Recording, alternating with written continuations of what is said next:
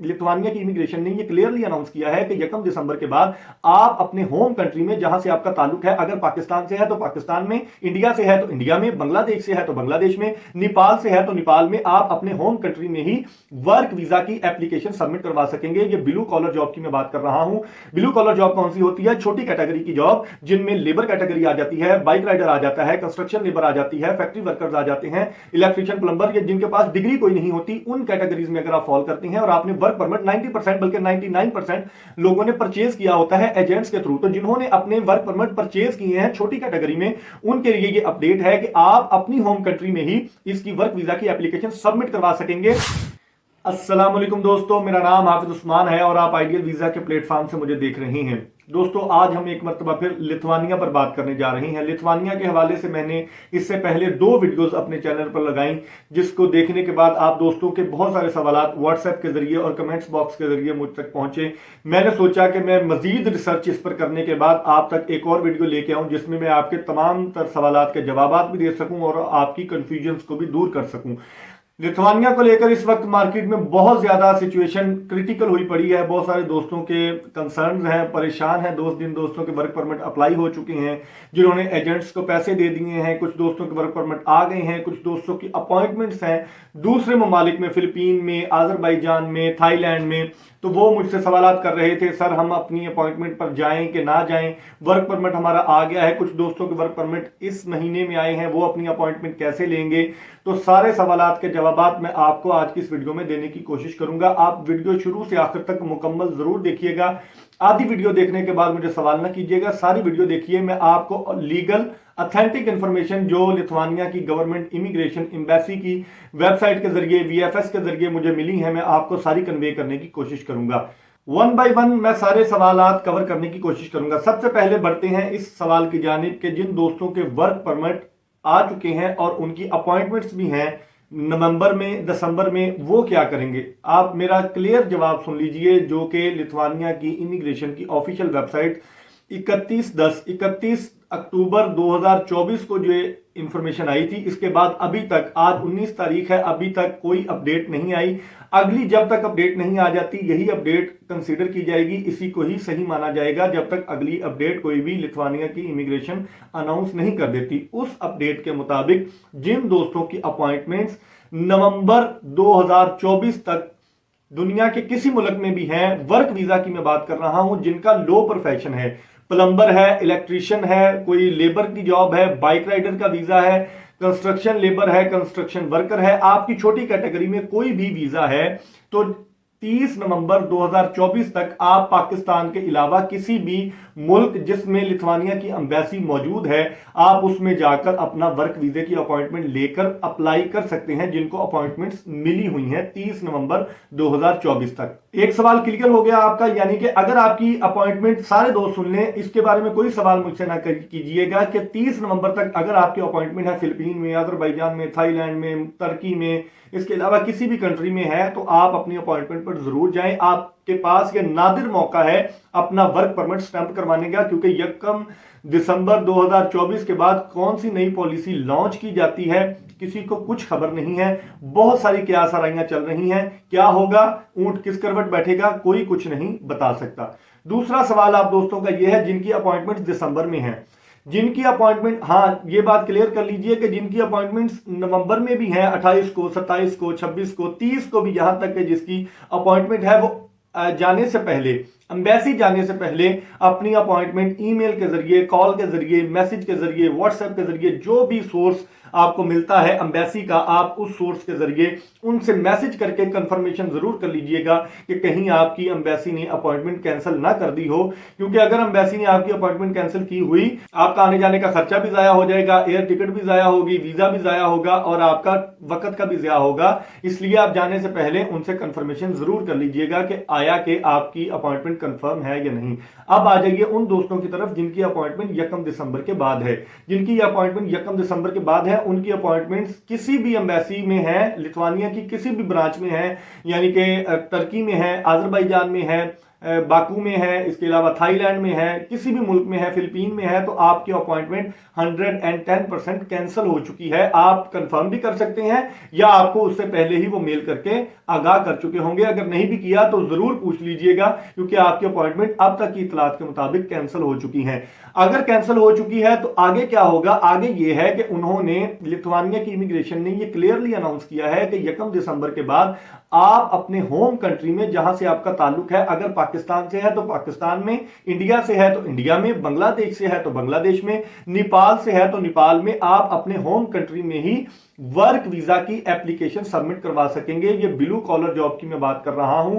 Blue collar job कौन सी होती है? छोटी कैटेगरी की जॉब, जिनमें लेबर कैटेगरी आ जाती है, बाइक राइडर आ जाता है, कंस्ट्रक्शन लेबर आ जाती है, फैक्ट्री वर्कर्स आ जाते हैं, इलेक्ट्रिशियन, प्लम्बर, या जिनके पास डिग्री कोई नहीं होती, उन कैटेगरीज में अगर आप फॉल करते हैं और आपने वर्क परमिट 90% बल्कि 99% लोगों ने परचेज किया होता है एजेंट्स के थ्रू, तो जिन्होंने अपने वर्क परमिट परचेज किए हैं छोटी कैटेगरी में, उनके लिए ये अपडेट है कि आप अपनी होम कंट्री में ही इसकी वर्क वीजा की एप्लीकेशन सबमिट करवा सकेंगे 1 दिसंबर के बाद।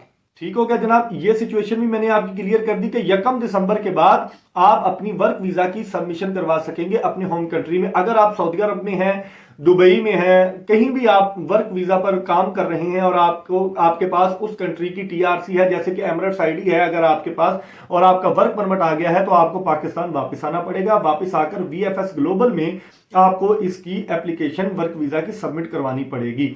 ये तब्दीली लिथुआनिया की गवर्नमेंट ने क्यों की है? उसकी बड़ी वजह यह है कि हमारे लोग, जाहिर सी बात है, लिथुआनिया हो गया, लैटविया हो गया, लैक्समबर्ग हो गया, और इसके अलावा लिechtenstein हो गया, बहुत सारे कंट्रीज, 5-7 कंट्रीज ऐसे हैं जो शेंजन जोन में तो आते हैं, लेकिन बहुत सारे लोगों को इनका तारुफ शेंजन जोन की वजह से हुआ है। लिथुआनिया जाने का जाहिर बात है 90% लोगों का मकसद आगे स्लिप होना होता है, जिनमें इटली आ जाता है, फ्रांस आ जाता है, बेल्जियम आ जाता है, बड़े ममालिक में, स्विट्जरलैंड वगैरह में शिफ्ट हो जाते हैं जो लोग लिथुआनिया में जाते हैं। तो पिछले सालों में जो लोग लिथुआनिया का टीआरसी वर्क वीजा छोटी कैटेगरी का लेकर गए हैं लिथुआनिया में, वो अपने टीआरसी को हासिल करने के बाद वहां से रफू चक्कर हो गए हैं। कोई पुर्तगाल चला गया है, कोई इटली चला गया है, वहां कोई नहीं टिकता, जिसकी वजह से लिथुआनिया की इमिग्रेशन एम्बेसी ने ये बड़ा कदम उठाया है कि अगर आपकी छोटी कैटेगरी है वर्क वीजा की, तो आप पर वर्क वीजा तंग कर दिया जाएगा, सख्तियां कर दी जाएंगी। तो आप अपने एजेंट के साथ जब मुआहिदा करें तो जरूर करें कि वर्क वीजा लगेगा तो ही हम आपको पेमेंट करेंगे। ये मैं आपको टिप दे रहा हूं आज की वीडियो में। अब बढ़ते हैं आगे। जिन दोस्तों के वर्क परमिट्स अभी आए हैं, कुछ दोस्तों के सवालात मेरे पास ये भी आए हैं कि हमारे वर्क परमिट्स आ गए हैं लेकिन हमारी अपॉइंटमेंट नहीं है, तो आप अपने एजेंट के साथ जरूर राब्ता करें। उसकी वजह यह है कि 1 दिसंबर को क्या नई अनाउंसमेंट आती है, किसी को कुछ पता नहीं है। आप अपने एजेंट के साथ जरूर राब्ता करें कि आपको वो अपॉइंटमेंट लेकर दे, क्योंकि अगर अपॉइंटमेंट होगी तो ही आपकी वर्क वीजा एप्लीकेशन सबमिट होगी। और यह भी जरूर बात कीजिएगा कि अगर वर्क वीजा लगेगा तो ही आपको मुकम्मल पेमेंट की जाएगी। अगर रिजेक्ट हो जाता है या कैंसिल कर दिया जाता है वर्क परमिट, तो आपको हम पेमेंट नहीं करेंगे। इसके अलावा अभी 19 तारीख है, 19 नवंबर 2024 है, 10-11 दिन बाकी हैं। बहुत सारे एजेंट्स के पास एडवांस में अपॉइंटमेंट्स अवेलेबल हैं मुख्तलिफ ममालिक की, जो 30 नवंबर से पहले की हैं। तो आप किसी से बाय कर सकते हैं। आप बाय करके थर्ड कंट्री में जाके अपना वीजा स्टैंप करवा लें, ताकि आपको 1 दिसंबर के बाद अगर कोई नेगेटिव न्यूज भी आती है तो आप पर उसका इंपैक्ट ना पड़े। ये मैं आपको एडवाइस कर रहा हूं। लेकिन जिससे भी आप अपॉइंटमेंट लें, वो अपॉइंटमेंट जाने से पहले एम्बेसी से जरूर कंफर्म कीजिएगा कि ये आया कि अपॉइंटमेंट रियल है या नहीं, क्योंकि बहुत सारी फेक अपॉइंटमेंट्स भी, जब भी क्रिटिकल कोई सिचुएशन पैदा हो जाती है, मारधार की कोई सूरत हाल पैदा हो जाती है, तो बहुत सारे लोग, बहुत सारे फ्रॉडिये इस सिचुएशन का फायदा उठाते हैं। आपके पैसे जाया ना हो जाए, इसलिए मैं आपको बता रहा हूं, जिससे भी आप अपॉइंटमेंट लेंगे उससे पहले ये बात कंफर्म कीजिएगा कि अगर अपॉइंटमेंट जाली हुई तो मैं आपको कोई पेमेंट नहीं करूंगा। और जाने से पहले अपनी जिस मुल्क की वो आपकी अपॉइंटमेंट होगी, उस एम्बेसी से, लिथुआनिया की उस कंट्री की, मिसाल के तौर पर फिलीपीन की आपकी अपॉइंटमेंट है तो फिलीपीन में ईमेल करके, मैसेज करके उनसे कंफर्म कीजिएगा कि आया कि ये अपॉइंटमेंट कंफर्म है या कि नहीं है। इसके अलावा बहुत सारे स्टूडेंट्स भी मुझसे सवाल कर रहे थे। तो 3 कैटेगरीज ऐसी हैं जिनका इंपैक्ट बिल्कुल नहीं होगा, वो एज इट इज जैसे पहले अपनी एप्लीकेशन सबमिट कर रहे थे, टीआरसी की, टीआरपी की, वर्क वीजा की या स्टूडेंट वीजा की, तो आप अपनी अपॉइंटमेंट्स वैसे ही ले सकते हैं जैसे आप पहले ले रहे थे। तीन कैटेगरीज कौन कौन सी हैं? पहली कैटेगरी है स्टूडेंट वीजा की। अगर आप स्टूडेंट वीजा पर टीआरसी हासिल करके लिथुआनिया मूव करना चाह रहे हैं तो आपके लिए किसी भी किस्म की इमिग्रेशन में कोई भी तब्दीली नहीं आई। आप किसी भी कंट्री में अपॉइंटमेंट लेके अपना स्टूडेंट वीजा हासिल कर सकते हैं, जिस पर टीआरसी भी आपको मिल जाएगी।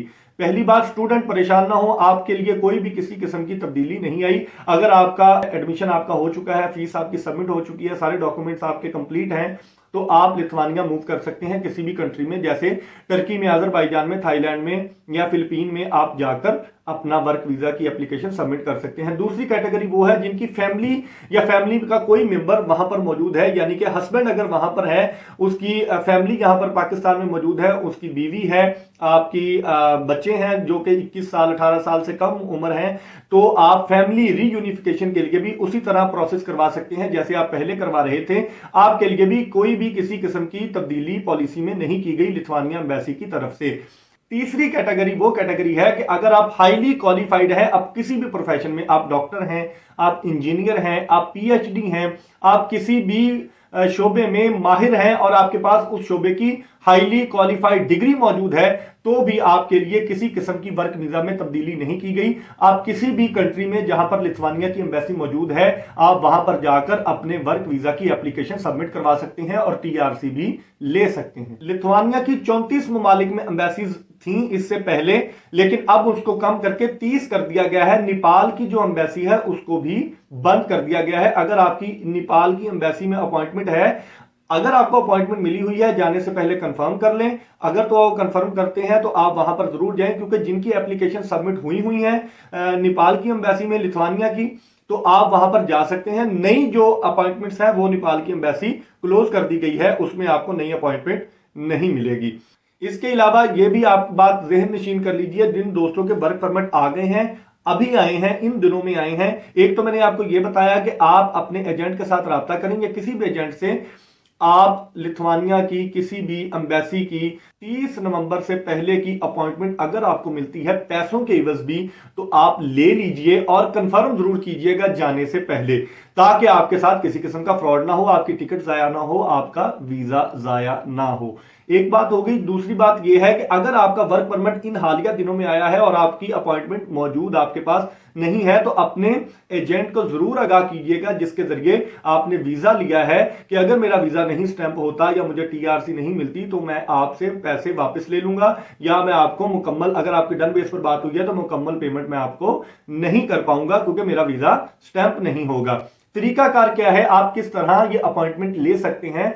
आप अपने करीबी किसी भी ऑफिस में, अगर आप पाकिस्तान के किसी भी शहर से हैं तो आपके करीबी कोई भी शहर है, उस शहर में जाकर वीएफएस ग्लोबल के ऑफिशियल जो काउंटर्स हैं उन पर जाकर इंफॉर्मेशन डेस्क पर ये पूछें कि मेरा पास लिथुआनिया का वर्क परमिट मौजूद है, आया कि 1 दिसंबर के बाद आप यहां पर लिथुआनिया की इमिग्रेशन की तरफ से ये अथॉरिटी रखते हैं या रखते होंगे कि आप मेरा वर्क वीजे की एप्लीकेशन को सबमिट कर सकें। अगर तो वो कंफर्म करते हैं तो आपको परेशान होने की जरूरत नहीं है। अगर वो कंफर्मेशन नहीं करते तो एजेंट से जरूर बात कर लीजिएगा ताकि आपके पैसे जाया ना हो।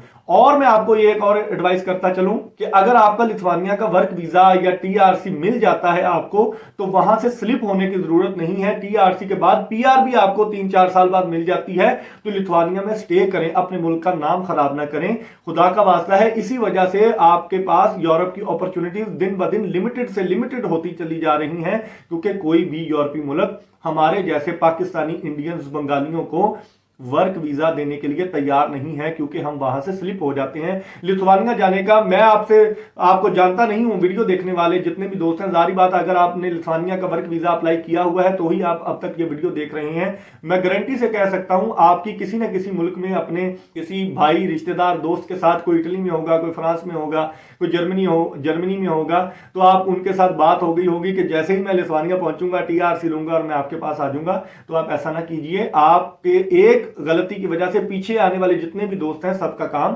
खराब हो जाता है। तो उम्मीद करता हूं आपको आज की यह मुकम्मल वीडियो पसंद आई होगी। आपको सारी इंफॉर्मेशन मैंने क्लियर करके खोल के रख दी है। अब एक एक सवाल करके मैंने आपके सारे सवालों के जवाब दे दिए हैं। जिन दोस्तों के वर्क परमिट आ गए हैं उनके पास अपॉइंटमेंट नहीं है, एक तो वो पेड अपॉइंटमेंट ले सकते हैं किसी भी एजेंट से। मेरे पास अपॉइंटमेंट नहीं है, किसी भी एजेंट से पेड ले लें और जाने से पहले अपॉइंटमेंट से जाने से पहले उस एम्बेसी से जरूर कंफर्म कीजिएगा कि मेरी अपॉइंटमेंट कंफर्म है या नहीं। पेमेंट करने से पहले एजेंट को, जिससे आपने अपॉइंटमेंट लिया, उसको पेमेंट करने से पहले एम्बेसी से कंफर्मेशन जरूर कीजिएगा कि आया कि मेरी अपॉइंटमेंट कंफर्म है या नहीं है। जिनकी 30 नवंबर से पहले है वो जरूर जाएं अपनी अपॉइंटमेंट पर, आपका वीजा स्टैंप हो जाएगा। 1 दिसंबर के बाद जिनकी अपॉइंटमेंट्स हैं वो ऑलरेडी कैंसिल हो चुकी हैं। आप अपने मुल्क में ही उसकी एप्लीकेशन सबमिट करवा सकेंगे। कैसे करवाएंगे ये अभी आने वाले हालात बताएंगे। 1 दिसंबर के बाद मैं आपको इसकी सिचुएशन वाज़ेह कर सकता हूं। तो चैनल को जरूर सब्सक्राइब कर लीजिए, देख लें। इतनी ऑथेंटिक आसान लफ्जों में लीगल इंफॉर्मेशन मैं आपको देने की कोशिश करता हूं। तो अगर आपको इसी तरह की ऑथेंटिक इंफॉर्मेशन चाहिए तो आप आइडियल वीजा को सब्सक्राइब कर सकते हैं, लाइक कर सकते हैं, अपने दोस्तों के साथ शेयर कर सकते हैं। कल तक की वीडियो के लिए अपने मेजबान हाफिज उस्मान को इजाजत दीजिए। अल्लाह निगहबान।